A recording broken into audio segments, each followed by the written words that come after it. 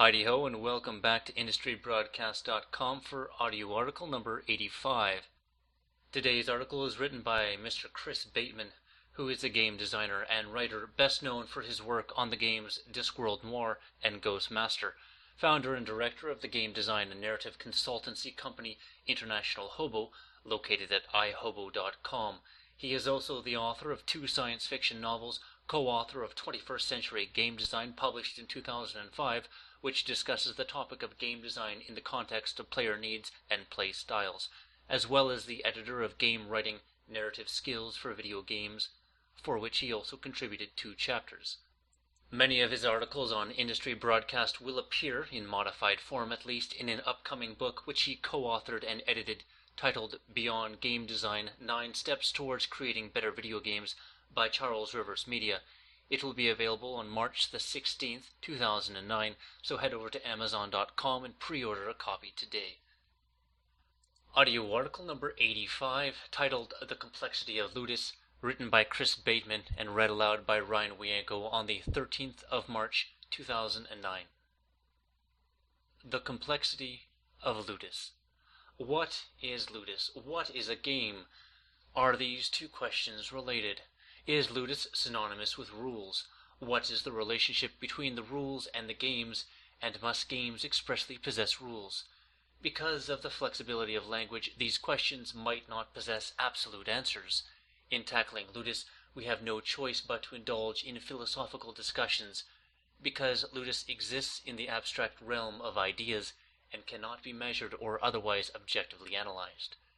How then are we to understand Ludus? In 1958, the eclectic French intellectual Roger Saillois identified 4 patterns of play: agon, competition; alia, chance; mimicry, simulation; and ilinx, vertigo, about which I have written previously at some length. Saillois' model for play also includes an axis of distinction between the anarchy of the spontaneous play, called paidia, and the formal, rule-focused state he refers to as ludus. He describes ludus as the following: a primary power of improvisation and joy, which I call paidia, is allied to the taste for gratuitous difficulty that I propose to call ludus, in order to encompass the various games to which, without exaggeration, a civilizing quality can be attributed. In general, though, the first manifestations of paidia have no name, and could not have any, precisely because they are not part of any order, distinctive symbolism, or clearly differentiated life that would permit a vocabulary to concentrate their autonomy with a specific term. But as soon as conventions, techniques, and utensils emerge, the first games as such arise with them.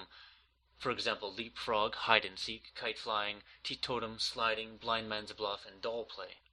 At this point, the contradictory roads of agon, alia, mimicry, and ilinx begin to bifurcate.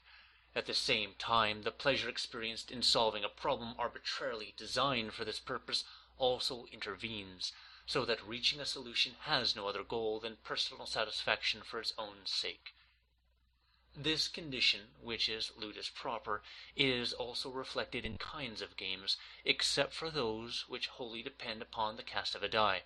It is complementary to and a refinement of paidia, which it disciplines and enriches. It provides an occasion for training and normally leads to the acquisition of a special skill, a particular mastery of an operation of one or another contraption, or the discovery of a satisfactory solution to problems of a more conventional type. At this point we must pause and clarify that in talking about ludus here, we are talking specifically about Saillois' ludus. The term can and is applied by other people, and therefore, like all words, have diverse meanings and definitions. Here we are talking solely about what Saillois meant when he said ludus, or what we suppose that he meant, and looking at what this means in the context of the modern games industry. A few key phrases are worth repeating in order to understand what it was that Saillois was speaking of. Ludus implies a taste for gratuitous difficulty. The early stages of ludus allow for the pleasure experienced in solving a problem arbitrarily designed. Reaching a solution has no other goal than personal satisfaction for its own sake. Ludus provides for the acquisition of a special skill, a particular mastery. Firstly, let us consider the idea that Ludus implies intentional difficulty, because this is clearly stated. Why should this be so? A simple example will serve to elucidate. When children kick around a ball, this is padia to Selua. It has no explicit rules, and its play is defined by inherent properties of kicking a ball. This is principally the physics of gravity, friction, and air resistance, and so forth, all of which are implicit properties of the universe, and not explicit properties assigned by human agency. However, suppose that they add to their play a simple vertical post, perhaps it is a broom handle stuck into the ground, and begin to play in order to see who can hit the broom handle with the ball. Here the task has been made much harder, for it is clearly easier to hit the ball than it is to hit a specific target with the ball. This is what I believe Selua refers to when he talks about gratuitous difficulty, the addition of rules which by their very existence exist the difficulty of the play. Of course, increasing difficulty can be fun, following, and I dare you to try saying this 5 times fast, Sixcent Mihalis model of flow. If the challenge is significantly less than capabilities, boredom results. Therefore, the addition of rules in this way, the application of Ludus, can reduce boredom. It provides a sufficiently entertaining challenge. In adding such rules, however, especially in early transitions from padia to Ludus, it is important that the challenge remains attainable. If the goal were to kick the ball such that it would balance on top of the broomstick, it would be beyond anyone's realistic expectation to succeed, and frustration would naturally result. In this way, then, we can see Ludus as the tempering of padia with restrictions such that a sufficient level of challenge is maintained. Gratuitous difficulty should not be interpreted as challenges beyond reasonable chance of success, but rather the imposition of sufficient difficulty as to render the activity rewarding. This ties in with Selua's comment about the pleasure experienced in solving a problem arbitrarily designed. This should not be taken to mean solely an intellectual problem, such as a crossword puzzle or a chess game, but rather a challenge of any kind, solved in the manner appropriate. The challenge of hitting the broomstick with a ball is a physical challenge requiring coordination of one's feet, but it is still a problem arbitrarily designed. This, then, is why Ludus leads to the acquisition of a special skill or particular mastery, because any challenge thus constructed requires specific skills to resolve. In the case of the ball and the broomstick, the skills of ball control, which are also the skills used in the game of football, or soccer to some, and its derivatives. Similarly, the skills acquired in learning to play a game of chess are skills of state space searching, which are also used in checkers and in some other games of solitaire. Ludus can thus be seen as being a synonym for the explicit rules of a game, which include the rules by which play proceeds, or rather the limits of what is allowed. The rules that define the goals of the game, or any scoring mechanism which is merely a more complicated form of goal structure, and the rules which dictate the allowable properties of the components of play, the size and weight of the ball, or the dimensions of the playing field. However, in the transition to the realm of video games, we are faced with a certain problem. We have thus far considered the qualities of play in padia to be implicit properties of the systems involved, the physics of the ball, for instance, and only the human-applied rules which temper this basic behavior qualify as the part of the realm of Ludus. In a video game, there are strictly no implicit qualities. The entire system is comprised of programming code, and are thus quite literally explicit. Should we therefore consider all aspects of video games to be Ludus? I do not believe this consistent with how Selua employed the term. Let us consider the specific example in the form of a generic platform game. The game consists of a world in which the player guides their avatar, primarily through the utility of a jump ability, and secondarily through the use of other abilities awarded through play. Their goal is the acquisition of certain tokens by one or more mechanisms. Enemies populate the world and can interfere with the avatar's activities. Which of these elements fits the definition of Ludus? The avatar's movement in the world on foot or by jumping are inherent abilities possessed throughout the game, and seen analogous to the basic abilities one might possess in the real world. In playing a game of jumping, such as hopscotch, we can scarcely consider the jumping to be part of explicit rules. Rather, it is part of the implicit substructure of the universe in which the game is played.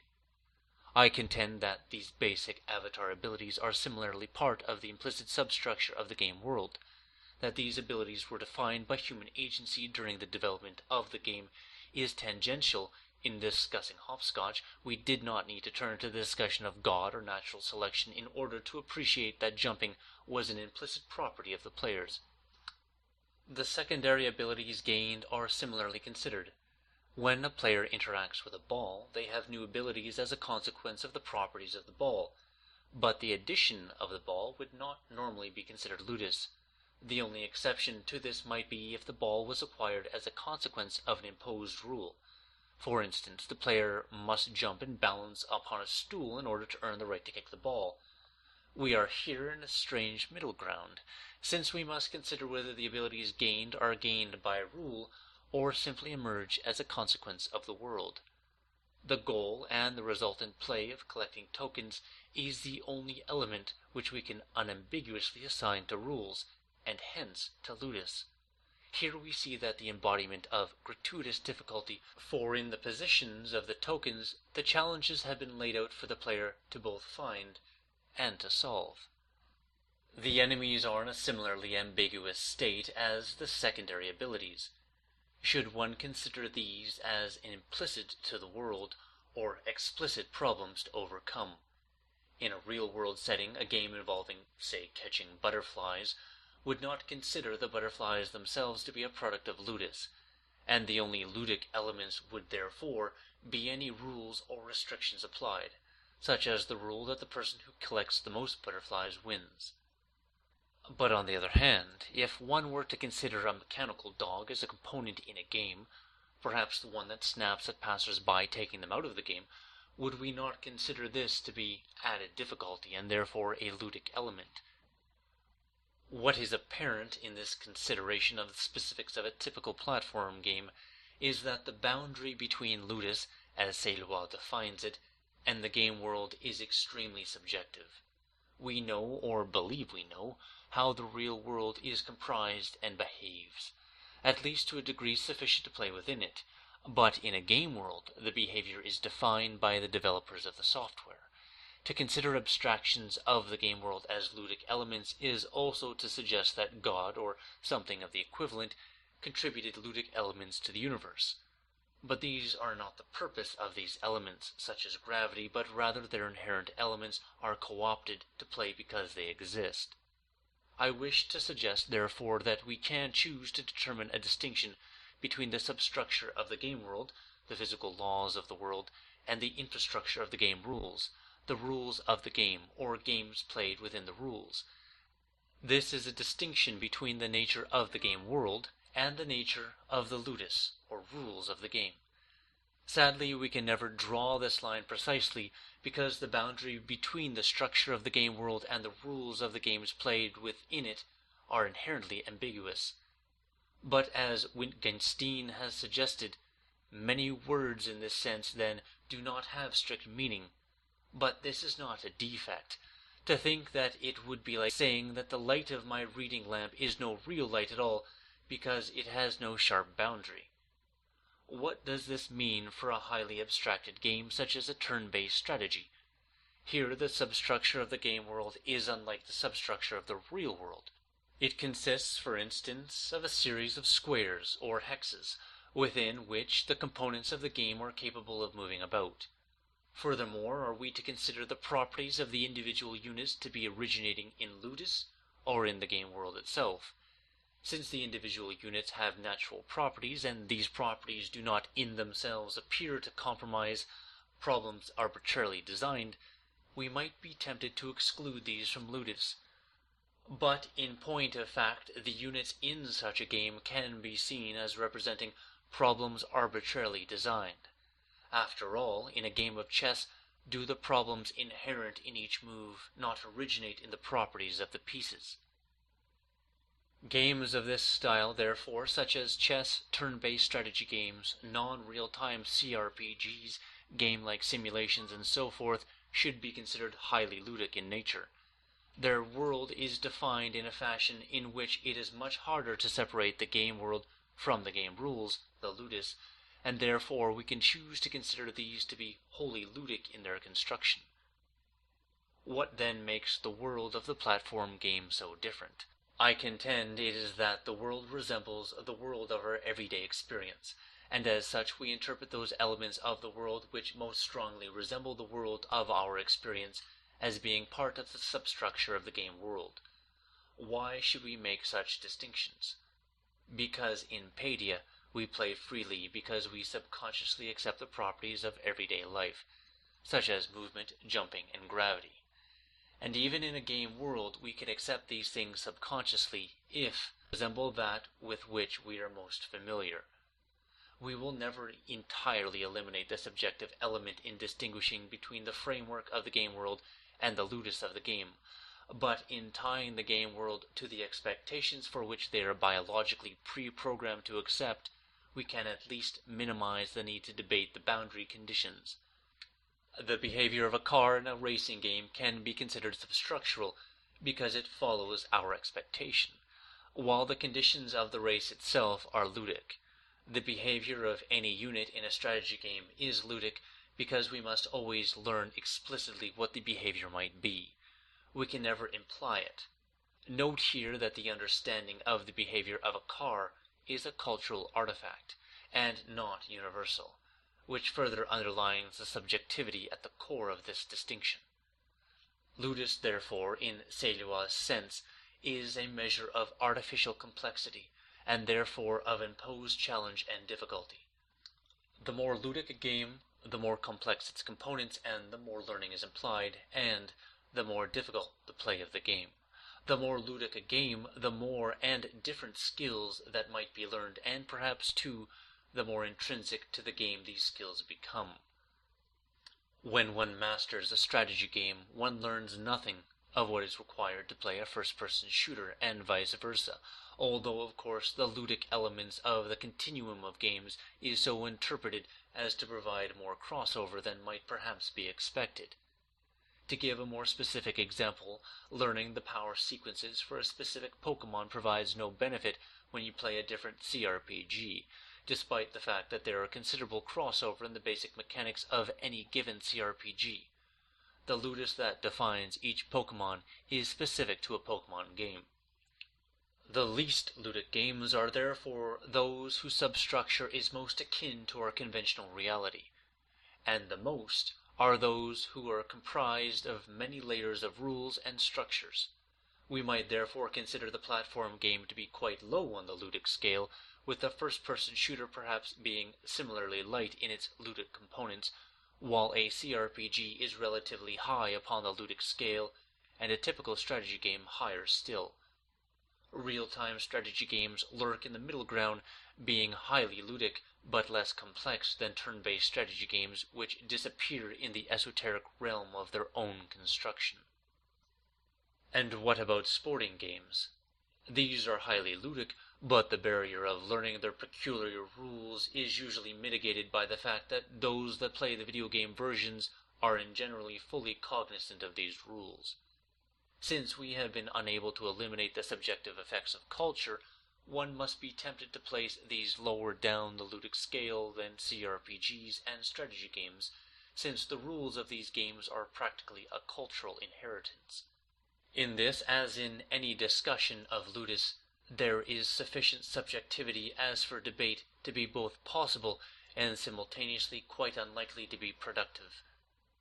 Returning to Seylois, the following paragraph succinctly encapsulates the whole of ludus. What I call ludus stands for the specific element in play, the impact and cultural creativity of which seems most impressive. It does not connote a psychological attitude as precise as that of Agon, Aelia, mimicry, or Ilinx, but in disciplining the Padia, its general contribution is to give the fundamental categories of play their purity and excellence. Indeed, this notion of purity is intimately intertwined with ludus, and those games which express ludus most strongly, including state-space games such as chess and strategy games of all kinds are in many respects pure games, or pure ludic games, which need not to be tautology.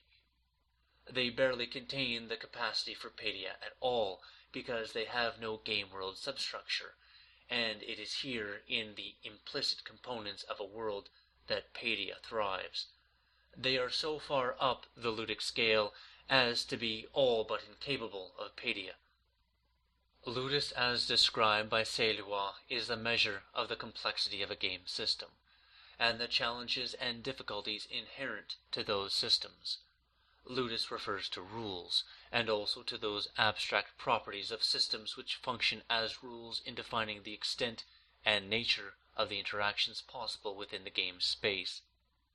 Ludus is abstract and intellectual, whereas paedia is informal and visceral. Ludus describes that which we generally consider a game, where paedia describes that which we generally consider play.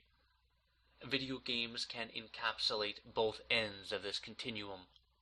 The ludic extreme has already been thoroughly explored, and arguably it is time for us to commit more certainly to exploring the other end of the scale, where paedia is dominant. But then again, the realm of Ludus is so vast as to be effectively infinite, and perhaps we will never exhaust the possibilities inherent in the limitless realm of play defined by Ludus. This concludes audio article number 85, once again written by Chris Bateman, whose blog and consultancy website can be found at www.ihobo.com. As always, we recommend that you check back frequently with IndustryBroadcast.com, as we do our so very best to update the site on a regular basis, bringing the collective insight of the gaming industry to your ears.